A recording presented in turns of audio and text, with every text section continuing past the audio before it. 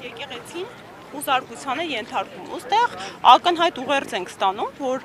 հաջորդ թիրախը, այդ թվում 3-ի առաջորդը հրապարակված կրկին, շատ կասկածելի ու կանխարգելյալ վերաբերմունքի արժանի ձայնագրությունների համատեքստում, որ խուզարկության ենթարկվեց առաջնորդարան Միքայել Սրբազանի պարագայում ու նշխարքները երբ գետնին էին տարածել ու տրորել էին, այդ ուղերձեր մեր բոլոր հայ եկեղեցու հետևորդներիս համար։ Խուզարկության ենթարկեցին եկեղեցի ու թիրախը մեր վեհարանն է, որի բակում այս պահին գտնվում ենք։ Ու այո, երեկվա հանրահավաքի այսօր շարունակական տրամաբանությունն է, ու այդ լավ տրամադրությունները մեր Հայաստանի քաղաքացիներից հայերիս մեջ նրանով էր պայմանավորված, որ մարդիկ գիտակցեցին։ Մենք չէինք հավաքվել ուղակի, չէինք հավաքվել ուղակի լսելու ելույթներ, չէինք հավաքվել ուղակի քայլերթ կատարելու, մենք հավաքվել ենք կոնկրետ ուղերձներ հղելու, որ մեր կարմիր գծերի հատելիությունը այլևս հետևանքային է, մենք ուղերձ ստացանք, որ կոնկրետ քաղաքական ուժ է ձևավորվում եւ մենք ուղերձ հղեցինք, որ այսօր գալիս ենք այստեղ կանգնելով, ցույց տալու, որ մենք մեր եկեղեցու կողքին ենք ու ակնհայտ է, ինչու է տրամաբանական կապն ու կոռելացիան այդ ձայնագրությունների ու մեր այսօր այստեղ կանգնելու միջև, որովհետեւ ակնհայտ է հաջորդ թիրախը եկեղեցին է, վեհափարն է ու վեհարանն է, ու մենք թույլ չենք տալու, որ այդ կարմիր գիծը հատվի։ Մեր ֆիզիկական ներկայությամբ ֆիզիկական պատնեշ ենք կանգնելու եկեղեցու ու այդ ապօրինության միջև, որովհետև մենք իրավական պետություն ենք, մենք ժողովրդավար պետություն ենք, որովհետև մեր սահմանադրությունը որպես բարձրագույն իրավական ակտ ընդգծել է մեր եկեղեցու բացառիկ դերը ու առաքելությունը։ Իսկ ո՞րն է առաքելությունը։ Առաքելությունը մեր հայերիս ինքնության պահպանումն է։ Այստեղ անձիկ խնդիր չի, վեհափարի խնդիրը չէ, եկեղեցու խնդիրը չէ։ Եկեղեցին հնագույն հայկական կառույցն է, որ մինչ այսօր դարերի հազարամյակների ընթացքում պահպանվել է, ու եկեղեցին է այն հիմնական հենասյունը, որ մենք հայերս այն բացառիկ ազգն ենք, որ 3 միլիոն ենք այստեղ Հայաստանում, բայց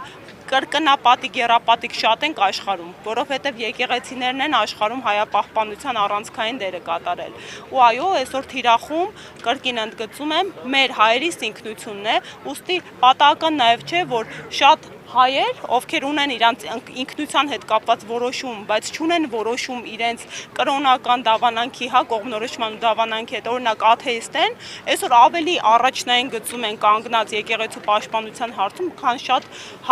հավատացյալներ։ Այսօր կրկին ընդգծում ենք, մենք բոլորս հայերս իրեմ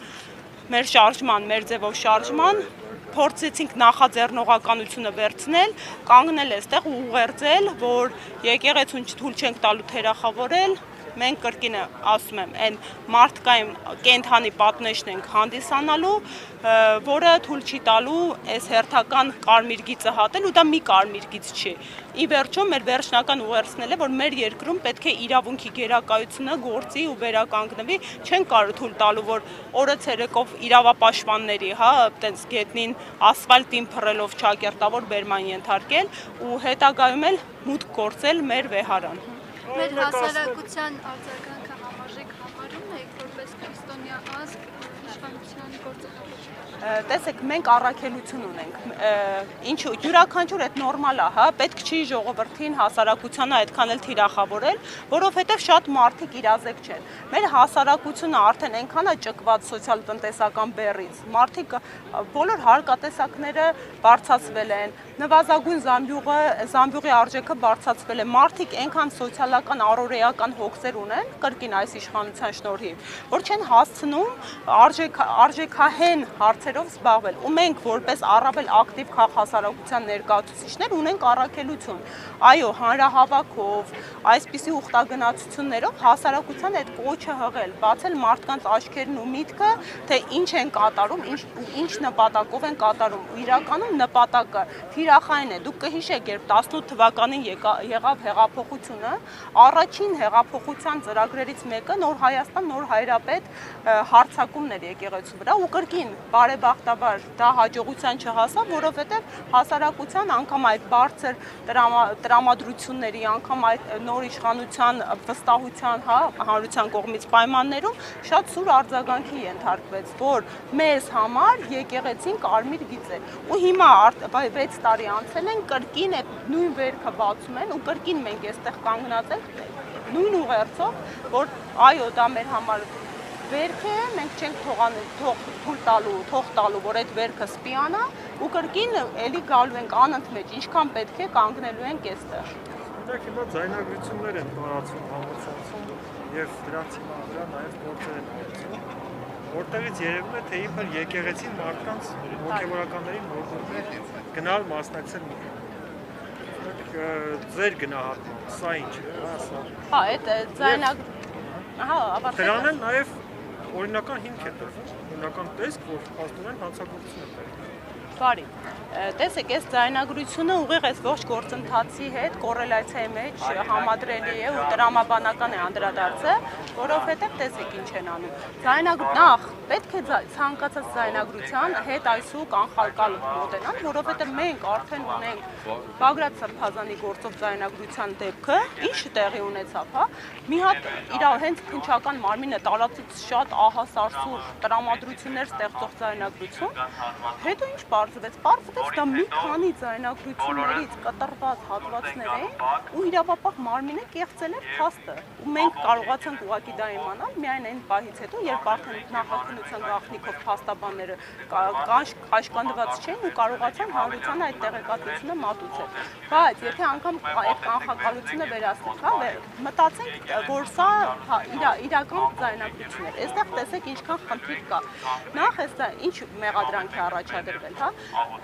մեր լսարանի համար հատուկ ասենք, որ ինչ որ կեղծ իշխանության առնչվող լրացված ԶԼՄ-ներով տարածվեց ու ԶԼՄ-ներով իրավապահ մարմինների կողմից չէ, տարածվեց գաղտնալսում Նաթան Սրբազանի եւ մեկ այլ հոգեվորականի մասնակցությամբ ու գաղտնալսումներում մեկը չէին, այդ ձայնագրության մեջ մի քանի գաղտնալսում էր, որից բխում էր, որ Նաթան Սրբազանը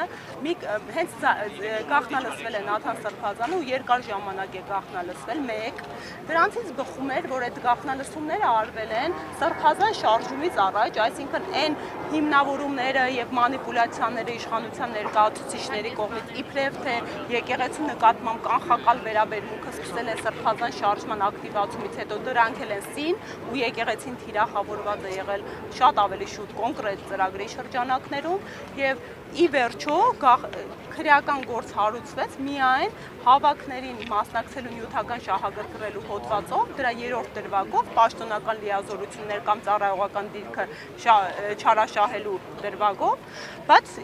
ինչու չհարուցվեց, եթե այդ օբյեկտիվ քննություն եք իրականացնում, քրեական գործ այդ գաղտնալսումների ոչ օրինական լինելու հիմքով, որովհետև մեր երկրում գաղտնալսում կարող են իրականացնել միայն իրավապահ մարմինները։ Իսկ այս արտահոսքը իրավապահ մարմինների կողմից չեղավ, հա, ինչ որ անհայտ ծագման ԶԼՄ-ների կողմից տեղի ունեցավ։ Այսինքն մեր երկրում մարդու իրավունքները, որը հիմնարար իրավունք է, հա, իր անձնական խոսակցությունների գաղտնիությունը ապահովված չէ եւ յուրաքանչյուրը սա եւս մեկ փաստ է, որ ըստ էության կարող ենք ենթարկվել ապօրինի գաղտնալսումների եւ հետապնդվում ենք։ Հիմա այս ամենից հետեւությունը ո՞րն է, որ կատարում ենք, որ եկեղեցին թիրախավորված է եղել, եկեղեցուն հետ բոլորիս հիմնարար իրավունքները, ինչպես օրինակ ամենաշատ չարչրկված իրավունքն է այսօրվա դրությամբ խոսքի ազատությունը ու տեղեկատվության ազատությունը, այդ թվում նաեւ ապօրինի գաղտնալսումների միջոցով է ոտնահարվում եւ ի վերջո այդ գաղտնալսումները եթե գալիս ենք ամփոփելու բուն երևույթին, հա, արդյոք հոգեվորականները ստիպված են եղել հրահանգավորված հավաքների ցույցերի մասնակցելու։ Սրա հետ կապված շատ կարևոր տեսական հետհայացք կարող ենք անել։ Տեսեք, մեր երկրում հոգեվորականները մենակ այս վերջերս չեն լինում, հետ պատերազմն Հայաստանում ցույցեր հավաքներ տեղի չեն ունենում։ Մեր երկրում բազմաթիվ, այդ թվում 18 թվի հեղափոխության եւ դրանից առաջ մի շարք ցույցեր են եղել եւ հոգեվոր ծառայության մաս է կազմել միշտ ներկա գտնվելու իր հոտի հետ կապված իրադարձություններին։ Միշտ են հոգեվորականները հավաքներին ցույցերին ներկա գտնվել։ Այդ ինչու սենց բուրըն էմոցիոնալ վերաբերմունք չի եղել, օրինակ Էլեկտրիկ Երևանի ժամանակ հոգեվորականների ներկայությանը, 18 թվականի հեղափոխության ժամանակ հոգեվորականի ներկայությունները, կարծում եմ պատասխանը բոլորիս համար ակնհայտ է ու ամփոփելով խոսքս ասեմ, որ հոգեվորականները, ինչպես իրավապահ մարմինները, ոստիկանները, ինչպես բուժ հաստատության ներկայացուցիչները ծառայություն իրականացնող կառույց են, ու այո, երբեմն նաև պատմություն է ցույց է տվել, էլի բնական պատնեշ են հենց նույն ոստիկանության եւ ժողովրդի միջև, ու ի վերջո մեր կարևոր ուղերձը գալիս է նրան,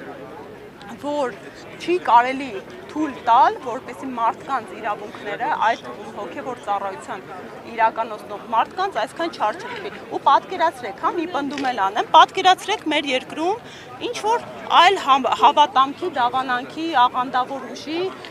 հետ կապված sense գաղտնալսում հրապարակվեք։ Պատկերացնեք այդ ճակերտավոր իրավապաշտպանների ագրեսիան ու վրդովմունքը, որ թիրախավորում են կոնկրետ աղանդը։ Այստեղ մենակ իրավունքների չարաշահումը չի, այստեղ կոնկրետ իրավապահ մարմինների իդեմ իշխանության կանխակալ վերաբերմունք է մեր դավանանքի քրիստոնեության նկատմամբ։ Նմանապես։